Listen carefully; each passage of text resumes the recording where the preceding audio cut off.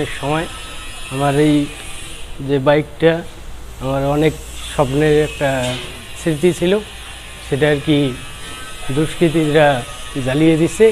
অনেক কষ্টে কেনা স্বপ্নের বাইকটি 16 তারিখে আন্দোলনকারীরা জ্বালিয়ে দিয়েছে। অনেক আকুতি মিনতি করে আমার বাইকটিকে রক্ষা করতে পারিনি। আমি রাজনৈতিক কেউ ছিলাম না, না করেছিলাম কোনো অন্যায়। খেয়ে না খেয়ে টাকা জমিয়ে 70,000 টাকা দিয়ে বাইকটি কিনেছিলাম, যাতে করে আমার দৈনিক 30 কিলোমিটার যাতায়াতের পথ একটু সহজ হয়। পরিবারের 8 সদস্য, সকলের ভরণ পোষণের দায়িত্ব আমার কাঁধে।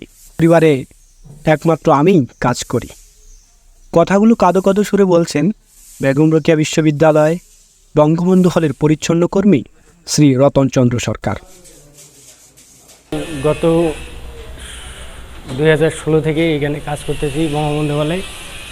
তা আমার এই 5 আগস্ট আন্দোলনের সময় আমার এই যে বাইকটা আমার অনেক স্বপ্নের একটা স্মৃতি ছিল, সেটা আর কি জ্বালিয়ে দিচ্ছে। আমি অনেক চেষ্টা করছিলাম তাকে সেভ করার জন্য, কিন্তু পারিনি। এই কারণে আমি আমার বাইকটা হারিয়ে ফেলছি। আমার বাড়িতে সদস্য হচ্ছে 8 জন। আমি চাকরিজীবী, আমার ফ্যামিলিতে একজনেই আমি। আমার উপর নির্ধারিত করেই সবাই চলে। আমি এই পুরা ফ্যামিলিকে চালাতে বাধ্য। কিন্তু কথা হচ্ছে যে আমার এতদূর জায়গা, যে আমি প্রতিদিন 30 কিলো রাস্তা যাতায়াত করি, যে গরম রোদ খুব কষ্টকর আর কি চলার মতো হয়, ঠিক আছে। তাই আমার এই বাইকটা যদি বা এই বাচ্চারা আমাদের স্যারেরা যদি একটু যদি দেখতো আমার বিষয়টা, আমি এর উপরেই যাওয়া আসা করতাম। কিছু হয়তো পয়সা বাঁচতো, সেটা ফ্যামিলির কাজে লাগাইতাম।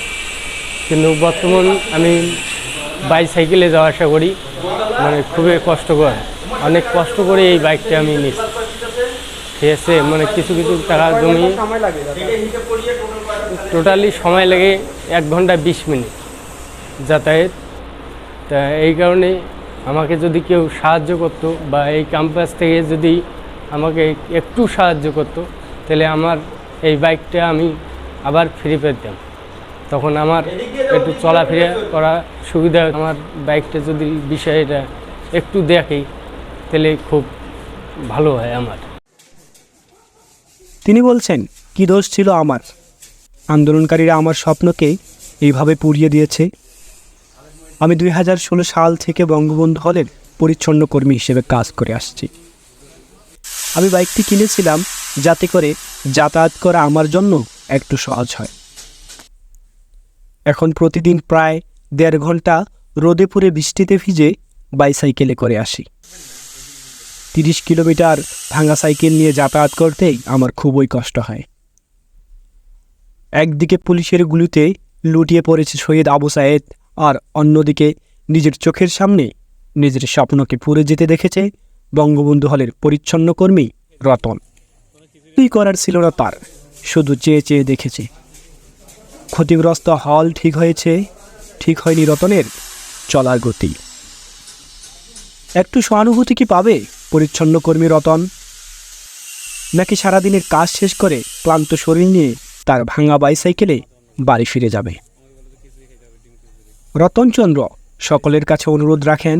তিনি বলেন, বিশ্ববিদ্যালয়ের প্রশাসন, শিক্ষক ও শিক্ষার্থীদের কাছে আমার একটাই দাবি, আমার বিষয়টা যেন তারা বিবেচনা নিয়ে আমাকে একটু সাহায্যের হাত বাড়িয়ে দেয়। মোহাম্মদ সিদ্দিকুর রহমান, বেগম রোকেয়া বিশ্ববিদ্যালয়, রংপুর।